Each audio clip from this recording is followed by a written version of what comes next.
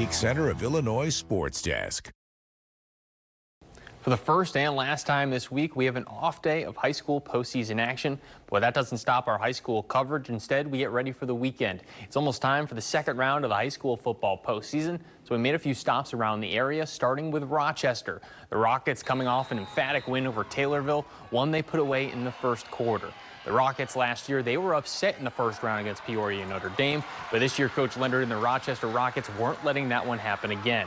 And they are now getting ready for a trip to Waterloo against a team that just upset Mount Zion.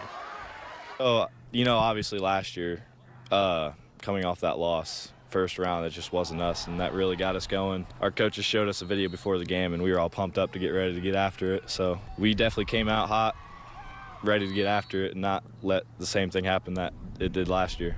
And the Rockets are the lone Illinois squad in action for us Friday night. That game against Waterloo is on the road, 7 p.m. kickoff on Friday. I will be there, and then come Saturday, I'll also be at Sacred Heart Griffin. So we caught up with the Cyclones today as well, who were the Central State 8 West champions, but they were on the road in round 1 against a conference opponent, Quincy Notre Dame.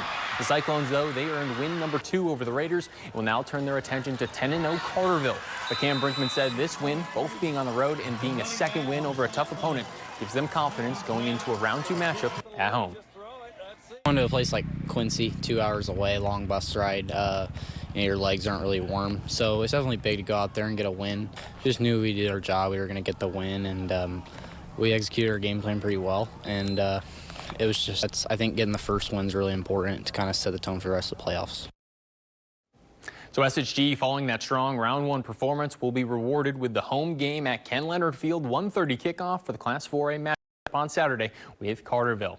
And the final stop I made today was Williamsville. The Bullets, a top seed in Class 3A. They beat Hillsborough comfortably in their first round matchup, putting up over 50 points once again. They'll now get ready for the round 2 matchup against Porta AC, their second game against them, but senior QB Jackson Sanders says this Bullet team is spreading the ball around, and he's got plenty of guys that he can trust, including his go-to weapon, Matthew Miller. Spreading the ball out a lot. There's really not a skill guy that I don't trust giving the ball to. So it's definitely making it hard on defense to prepare for us. He's huge. I mean, he's our go-to guy, and he's just really explosive. And we always know that we're going to get something out of him, and we always know that he's gonna push us, and he wants to win. He's a competitor. The Bullets, they get round 2 against Porta AC, a game that they won 45-8 back in week 2. The Blue Jays, though, they're on a 6-game win streak. That one kicking off on Saturday at 1 p.m. from Williamsville. And whipping around some of our other Saturday matchups, Gibson City, they're on the road in 1A, as are Casey Westfield and Clifton Central. Then in Class 2A, Morel Forsyth, they host top seed Johnston City. Westville, they host DuQuoin, and Arthur Lovington Atwood squares off with Cumberland. Moving to Class 3A, that'll feature St. Joseph Ogden at Roxana, Monticello at Thelona Unity in a big-time matchup there. And then finally, 4A, it's Jacksonville at Cahokia. Muhammad Seymour, they're at Washington in 5A. And in 6A, Glenwood, they host East St. Louis. So all of that round 2 fun, we'll have you covered. I'll be getting to 6 games myself this weekend, including 2 8-man matchups, Pawnee and South Fork. But for now, that's it for sports. I'm Simi St. Jean.